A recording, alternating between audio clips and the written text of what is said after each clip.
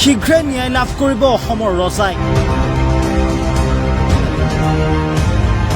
দ্ৰুতগতিত চলিছে ৰজাৰ ন্যায়িক প্ৰক্ৰিয়া। ফাষ্টেগ আদালতত সাক্ষ্য গ্ৰহণ ইজনৰ পাছত সিজনকৈ এজাহাৰকাৰীৰ।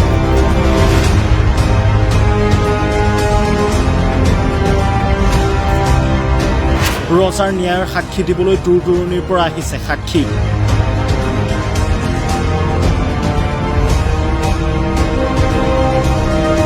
আজি আদালতত সাক্ষ্য প্ৰদান কৰিব 8 গৰাকীকৈ লোকে। প্ৰাণৰ শিল্পী জুবিন গাৰ্গবিহীন সমগ্ৰ ৰাজ্যবাসীৰ 9টা মাহ। আজিও প্ৰাণৰ শিল্পীগৰাকীৰ ন্যায়ৰ অপেক্ষাত ৰাজ্যৰ 3,12,00,000 জনতা। 19 ছেপ্টেম্বৰ 2025 সমগ্ৰ ৰাজ্যবাসীৰ বাবে এটা চিৰস্মৰণীয় ক'লা দিন। সেই দিনটোতে ছিংগাপুৰৰ পৰা আহিছিল ৰাজ্যবাসীয়ে কাহানিও শুনিব নিবিচৰা এটা খবৰ, হাৰ্টথ্ৰব জুবিন গাৰ্গ আৰু নাই। প্ৰাণৰ শিল্পীগৰাকীৰ আকস্মিক বিয়োগত মৰ্মাহত হৈ পৰিছিল অসমৰ জনতা। আজি ৰজাবিহীন সাম্ৰাজ্যত প্ৰজাৰ 9টা মাহ।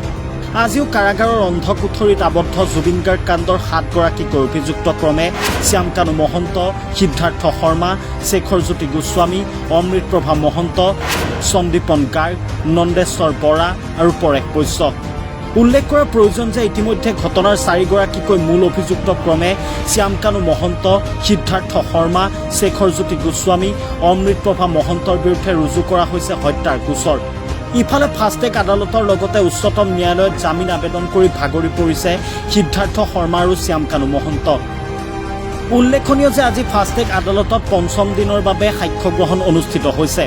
আজিৰ দিনটোত সাক্ষ্য গ্ৰহণ কৰা হ'ব প্ৰাঞ্জল বৰগোহাঁই, পৱন দত্ত, পংকজ বৰাৰ। ইতিমধ্যে আদালতত সাক্ষ্য প্ৰদান কৰিবলৈ গহপুৰৰ পৰা উপস্থিত হৈছে সাক্ষী। পংকজ বৰা, গহপুৰৰ পৰা আহিছোঁ, বিশ্বনাথ ডিষ্ট্ৰিক্ট। এজাহাৰ দিছিলোঁ, হয়। আজি মাতিছে, হয়। এজাহাৰখনত মানে আপোনাৰ আমাৰ যিটো প্ৰাণৰ শিল্পী জুবিন দা, তেখেতৰ মৃত্যু 19 তাৰিখে হৈ গৈছিলে ছেপ্টেম্বৰ। আমি 21 তাৰিখত এখন গহপুৰ থানাত আমি এখন এজাহাৰ দিছিলোঁ। এজাহাৰখনত আমি লিখিছিলোঁ সিদ্ধাৰ্থ শৰ্মা আৰু শ্যামকানু মহন্তৰ ষড়যন্ত্ৰত আমাৰ মৰমৰ শিল্পীগৰাকী আমাৰ মাজত আমি হেৰুৱাই পেলালোঁ।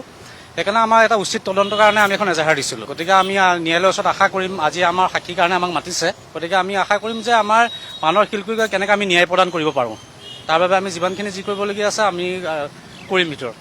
SITত নাই, SITত যোৱা নাই। SITৰ পৰা মেছেজ আহিছিলে, তাৰপৰা মেছেজৰ ৰিপ্লাই দিয়া হৈছে SITত। ইমান সন্তুষ্ট নহয় যিমানখিনি খৰকটীয়া হ'ব লাগিছিলে। মানে মাজতে আপোনাৰ ফাষ্টেগ কোড দিয়া নাছিলে ফাৰ্ষ্টত, প্ৰথম অৱস্থাত। এতিয়া দিছে, আমি দিয়াৰ কাৰণে আমাৰ ভাল লাগিছে ফাষ্টেগ কোৰ্টত যে বিচাৰটো আৰম্ভ হৈছে। আৰু আপোনাৰ ফাষ্টেগ কোৰ্টত আমি এটাই আশা কৰিম যে বিচাৰ প্ৰক্ৰিয়াটো সোনকালে, অতি সোনকালে শেষ হওক আৰু জুবিন দাই ন্যায় পাওক। এছাৰে লিখিছিলোঁ যে আমি আমাৰ প্ৰাণৰ শিল্পী জুবিন দাৰ যি হত্যা হৈ গৈছিল 2025 চনৰ 19 ছেপ্টেম্বৰ দিনা, সেইদিনাখন আমি জুবিন দাৰ লগত ছিংগাপুৰলৈ যোনজন ব্যক্তি গৈছিল, আপোনাৰ শ্যামকানু মহন্ত আৰু সিদ্ধাৰ্থ শৰ্মা, তেখেতলোকৰ অৱহেলাত প্ৰাণৰ শিল্পী যেনেকৈ আপোনাৰ পানীত ডুবি তেনেকৈ হত্যা মানে তেখেত শেষ হৈ গ'ল।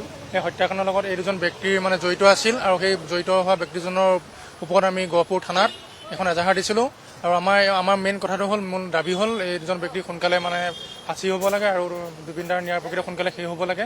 আৰু অসমৰ ৰাইজে যিটো প্ৰক্ৰিয়া সফল এটা যোনটো জুবিন গাৰ্গ ন্যায় প্ৰক্ৰিয়া যোনটো বিচাৰি আছে, সেইটো সফলভাৱে সোনকালে আদালতে যেন এইটো নিষ্পত্তি কৰে। SITক আমাৰ মেছেজ আহিছিলে, SITক সম্পূৰ্ণ মেছেজৰ আমি ৰিপ্লাই দিয়া হৈছে। আৰু কেনেকুৱা ধৰণৰ দেখিছে এতিয়ালৈকে যিখিনি দিছোঁ, যিমানখিনি খৰতকীয়াকৈ মানে গোচৰ প্ৰক্ৰিয়াটো শেষ হ'ব লাগিছিল সিমান সোনকালে শেষ হোৱা নাই। আমি মহামান্য আদালতক এইটোৱে দাবী জনাইছোঁ যে সোনকালে এইটো বিচাৰ প্ৰক্ৰিয়া শেষ হ'ব লাগে আৰু জুবিন দাই ন্যায় পাব লাগে, প্ৰাণৰ শিল্পীক ন্যায় পাব লাগে। ইয়াৰ লগত যিখন ব্যক্তি জড়িত হৈ আছে, হত্যাৰ লগত জড়িত হৈ আছে, তেখেতলোকক সোনকালে ফাঁচি দিব লাগে। হয়, সেইটো কেতিয়াও হ'ব নোৱাৰে। জুবিন দাৰ চৰিত্ৰৰ কথা অসমৰ ৰাইজে জানে। জুবিন দাৰ এজন প্ৰকৃত সত্যম স্পষ্টবাণী মানে সমাজৰ হৈ তেখেতলোকে কাম কৰি আছে। জুবিন দাৰ চৰিত্ৰত তেখেতলোকে যি আঙুলি আছে, সেইটো আমি কোনোপধ্যে মানি ল'ব নোৱাৰোঁ। আচলতে জুবিন দাৰ চৰিত্ৰ তেখেতলোকে নিজেই মানে চৰিত্ৰৰ বিপৰীতে যোৱা এজন ব্যক্তি। তেখেতলোক হ'ল সমাজৰ দুৰ্নীতি ভ্ৰষ্টাচাৰৰ ব্যক্তি। গতিকে জুবিন দাৰ চৰিত্ৰ লৈ তেখেতলোকে কোৱা কোনো যুক্তি নাই। তেখেতলোকেহে সমাজৰ মানে চৰিত্ৰহীন ব্যক্তি।